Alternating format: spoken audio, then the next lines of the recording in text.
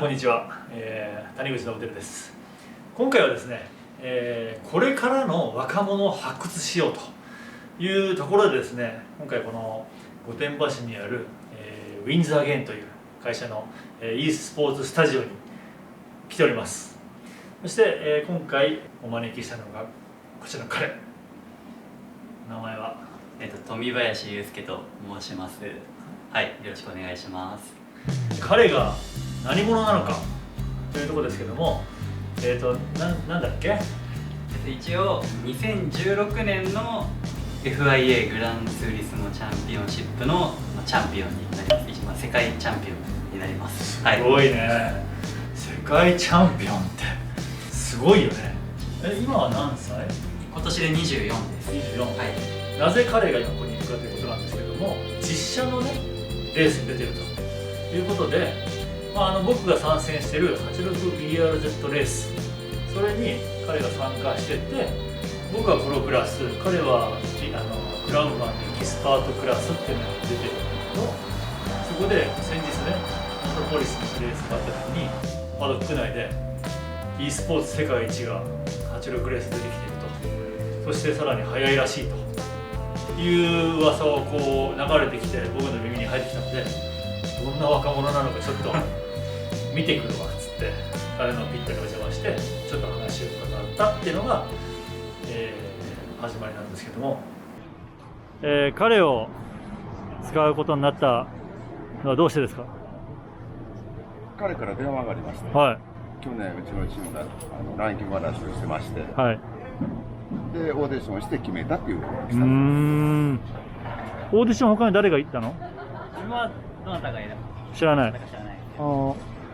誰かと比較したわけではなく、乗せてみて。乗せてみても見た瞬間、いけると。おう、はい、センスいいと。センスいいと。なるほど。はい、ちょっと順を追っていくと、グランツーリスモが先、それとも実写が先というか。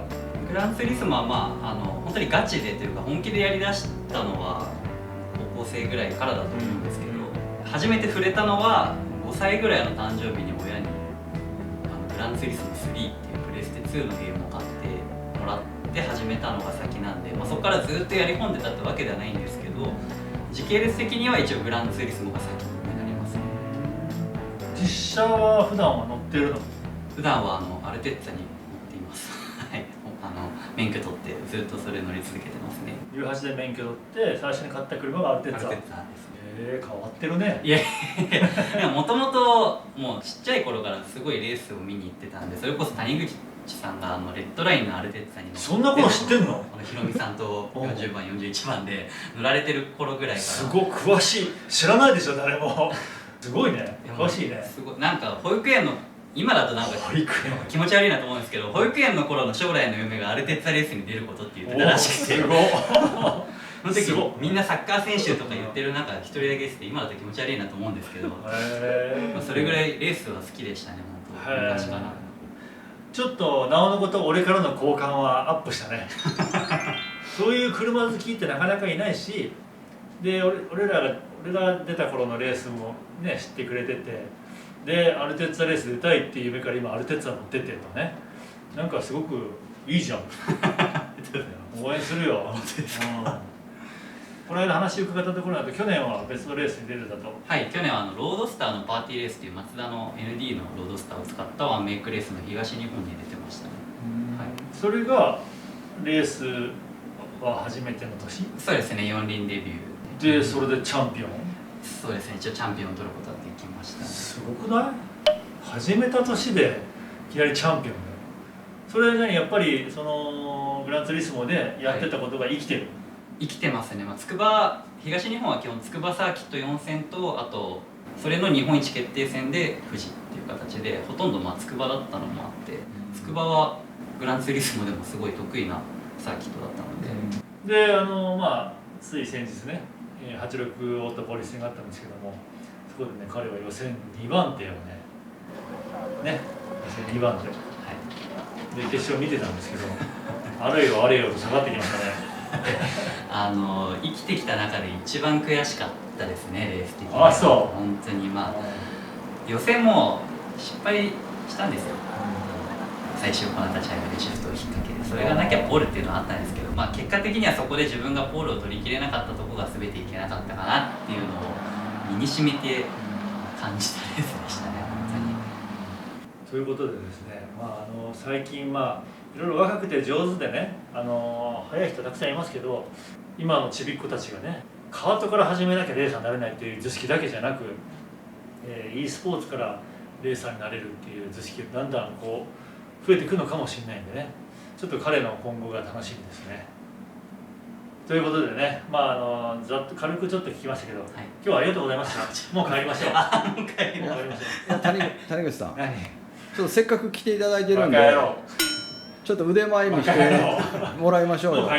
よければちょっと胸を貸していただけるとね、谷口さん。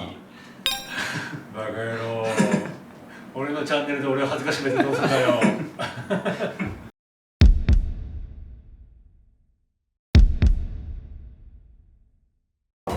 さあ、それではただいまからですね、急遽ノブチャンネルカップを行っていきたいと思います。今回、使うサーキットは富士スピードウェイです。使うマシーンはトヨタ86ということで、いわゆる 86BRZ レースをですね、ちょっとこう馬力が上がって少し速いマシーンで走っていこうということになっております。新旧対決と言ってもいいと思いますが、先輩が後輩にどういう走りを見せつけるのか、これをですね、ご覧いただきたいと思います。さあ、それではスタートいたしました。ポールポジションからスタートしたのは谷口のモデルです。後ろからやってくるのは豊林。もう豊林がすでに後ろについています。3周で行われるこのレース。さあ、まずは豊林が TGR コーナーアウトから振っていきます。さあ、2台が非常に競っている。そもそも谷口のモデル選手はこのグランツーリスモあまりやったことありませんからね。それに対して世界チャンピオンの富林、どういった走りを見せるのか。まずは富林が非常に谷口のモデルを揺さぶっております。実際の86レースでも今後こういう場面が出てくるかもしれない。トヨペット 100R コーナー、神戸トヨペットカラーの谷口のモデル、きれいに立ち上がっていきます。さあ、まずは富林は後ろからゆっくりとですね、このグランツーリスモ初心者の谷口のモデルの走りをゆっくりじっくりと見ているという状況になっております。さあ、富士スピードウェイの 300R アクセル全開に一気に下っていって、この先に待っているのは急ブレーキダンロップコーナーです。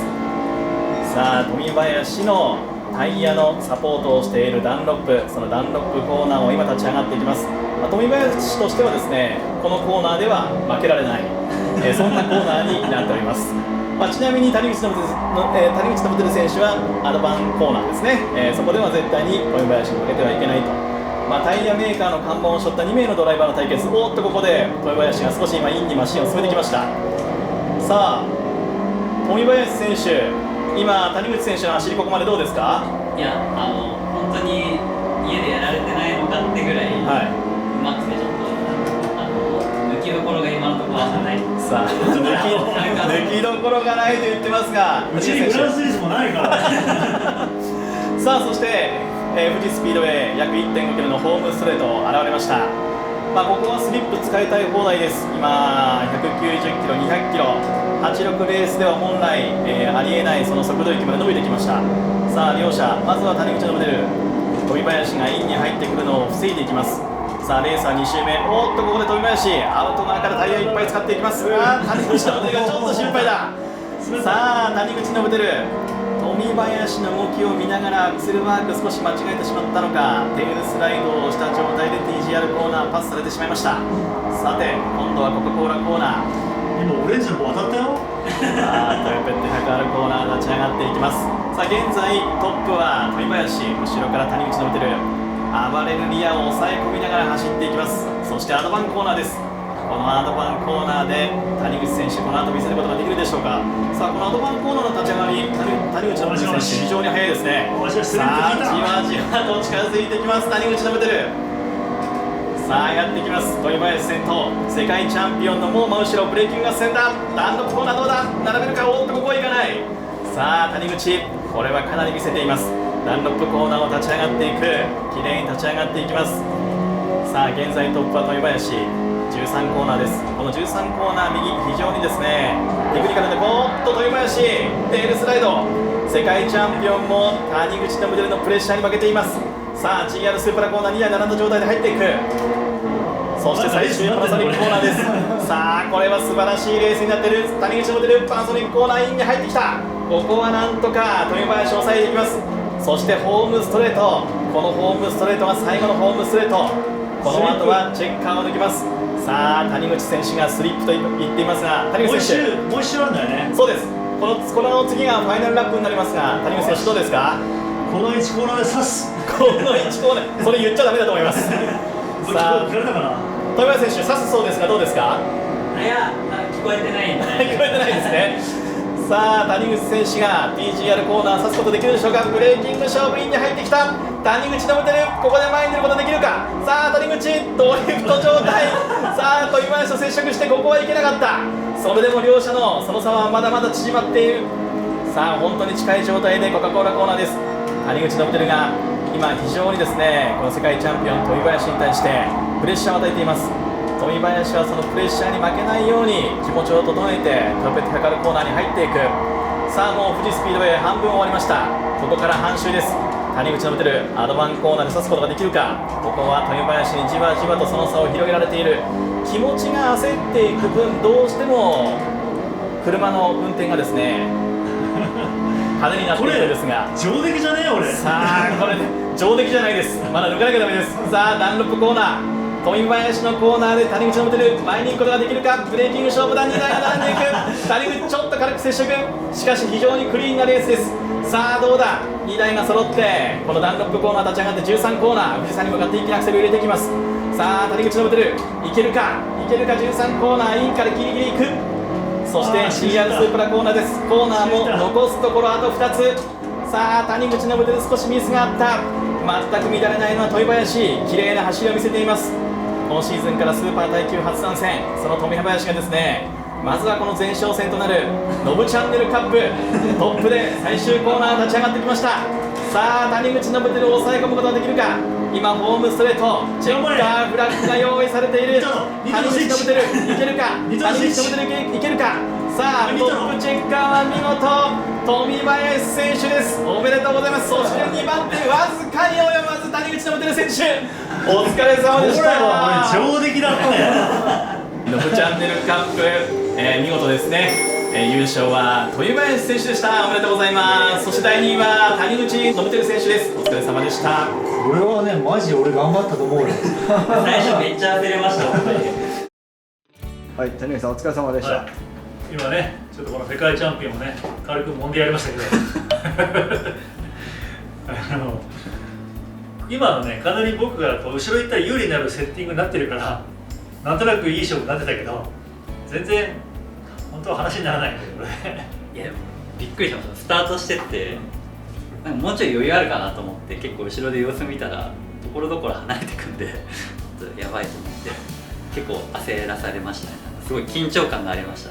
谷口さんがこうミラーに映る感覚って多分普段味わえないんでなかなかドキドキしちゃいました。それで結構ミスったりとかもして彼がね、今 e スポーツから実写のレースの方にね頑張ってるんでちょっとこの先にねちょっと注目して見たいと思ってます。彼が今後活躍していくように、なるべくなんか思いついたことがあったら手助けしてあげたいなと思うけど全く箸にも棒にも引かなそうな感じがしたらすぐに切り捨てますやばいやばいはいというわけで今日はありがとうございました。ありがとうございます。はい、楽しかったです。